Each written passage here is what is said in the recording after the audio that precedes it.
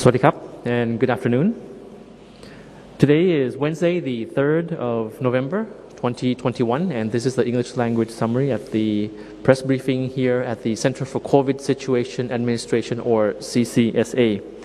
So thank you, Dr. Sumani, just now for the update in the Thai language version. She highlighted some important issues.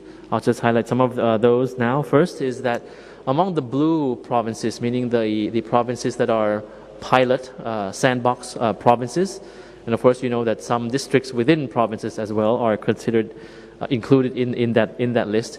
Now these blue provinces, all of them have surpassed the vaccination rate that have been expected, have been targeted already. There is particular just one province which is on the way, which is the province of Nong Khai, that has yet to reach 50% of inoculation in the province. Of course, that is underway. Another issue, another province is Chiang Mai province, which remains to be of concern. Just now there was information regarding the infection rates in markets, in particular 4 or 5 wet markets in the Chiang Mai area in particular. So authorities are, as we speak, conducting active case finding through the ATK testing in order to control, and of course all the necessary precautions to be made in the province of Chiang Mai. So hoping that the number in the province will not be increasing in the days ahead. I'll start off with the update on the number of vaccinations that have been administered.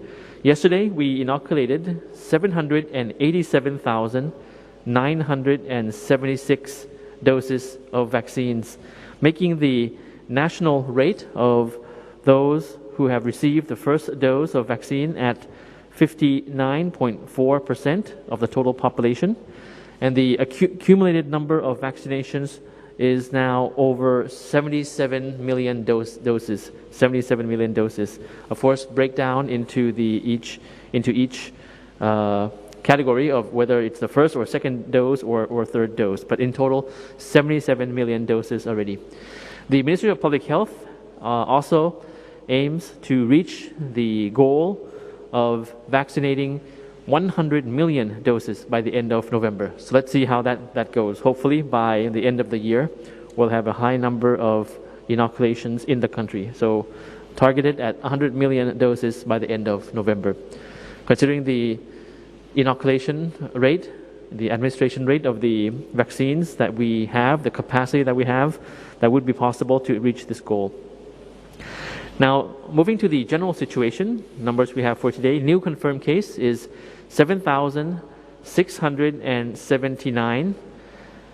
7,679 new confirmed case. You see that on the screen there for you. As compared to the new recoveries, which is higher, new recoveries recorded is 8,484. We have active cases at the moment, 97,585. You can see that on screen. Of course, this number is decreasing day by day. Just last week, this was over 100,000, and it decreased each day as each day went by to 99,000. Now it's a little bit over 97,000 active cases. Of this number, 2,205 are in critical condition, and 483 patients remain on ventilators. 56 fatalities. The fatality rate remains at 1.01%. So our condolences, of course, go to those who have passed away, succumbed to this infection. Moving on to the reopening. As you know, the reopening of the country, we have some statistics for you there. The 1st of November, 2 days ago, was the first day that we, so to speak, so-called opening up of the country, having 63 countries, people flying in from 63 countries and territories, not having to quarantine.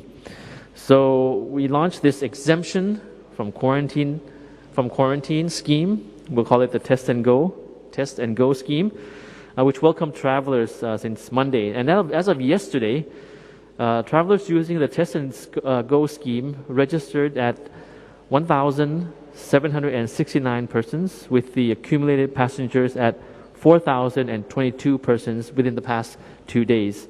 That's the 1st to the 2nd of November.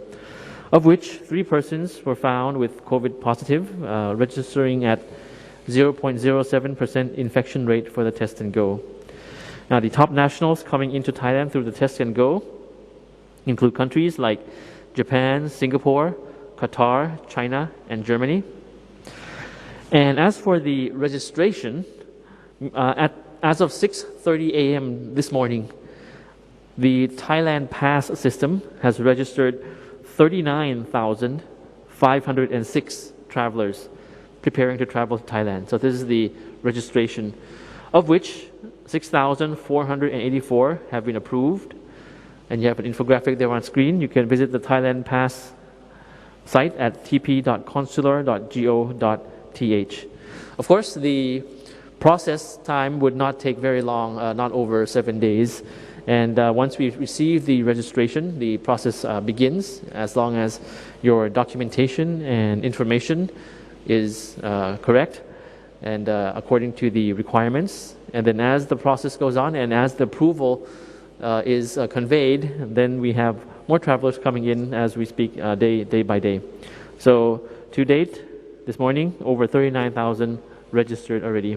And hopefully they will be approved and coming to visit Thailand under our strict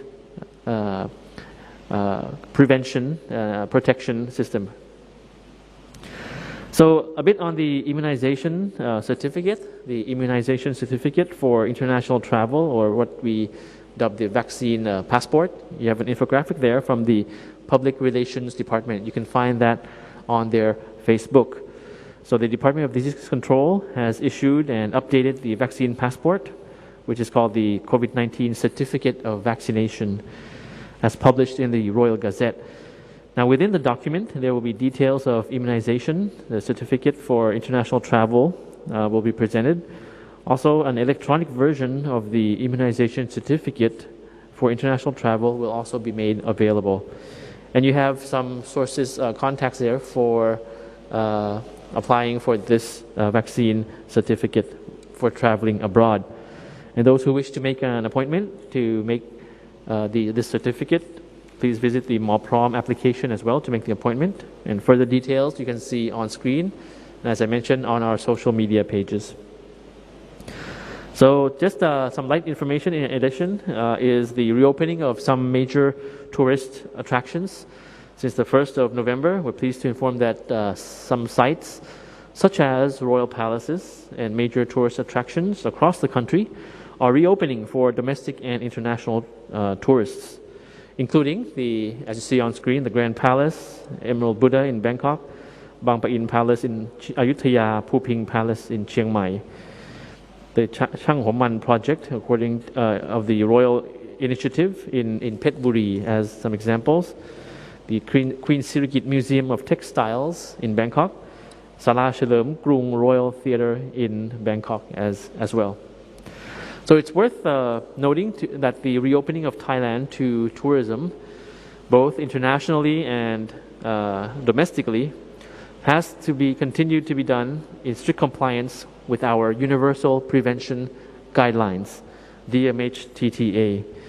Of course, avoid 3 C's, avoid crowded places, avoid close contact settings, and avoid confined and enclosed spaces. And this is, of course, aimed at protecting ourselves and the ones we love as we are transitioning towards learning to live with COVID as we open up the country.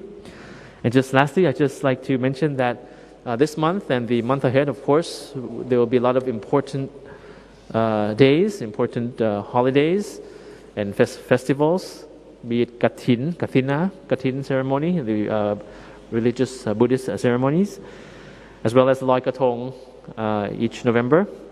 And also, of course, towards December, we'll be having Christmas and New Year.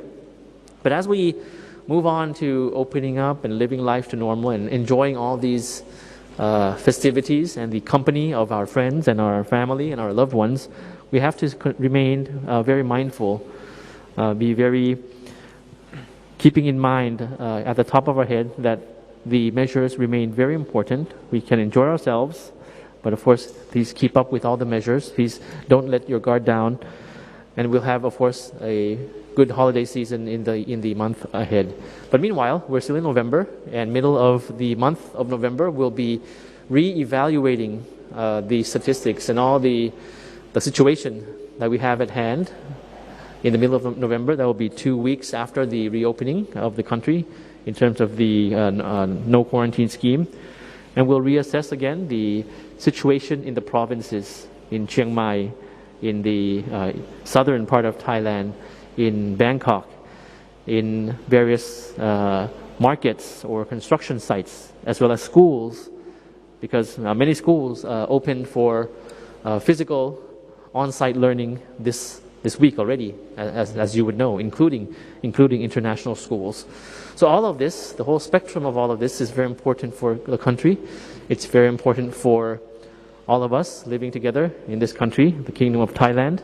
And we hope that we'll continue to join hands and help to prevent further spread and be very mindful, be very responsible in whatever you do, when you send your children to school, when you join the holiday seasons or festivities, and when you go out shopping in restaurants, if you travel to Chiang Mai or the south or other provinces in the country, and if your friends visit from abroad as well, so to speak. So all of this is very important. I hope that we'll always be remembering that the important measures are here for our own good. It's a lot of sacrifice, but we've been doing this for, I guess, 18 months and almost two years already. And it has saved actually a lot of lives in Thailand. It has saved a lot of lives and the effort of the medical community, the medical staff and doctors and nurses in Thailand as well. It has enabled us to balance between the health measures and the economic revival, the survivability of small businesses in Thailand. So it's very, very important that we strike this balance. And it, of course, depends on all of you. It depends on all of you, either whether you are Thai nationals or foreign nationals, friends of Thailand, as I've always mentioned. It depends on all of us. It's a very important responsibility. So I thank you very much for your responsibility, for your sacrifice. And let's keep up the good work and continue to be very vigilant against COVID as we move along towards the end of the year. So with that note, I thank you for your attention, and we'll see you again on Friday. สวัสดีครับ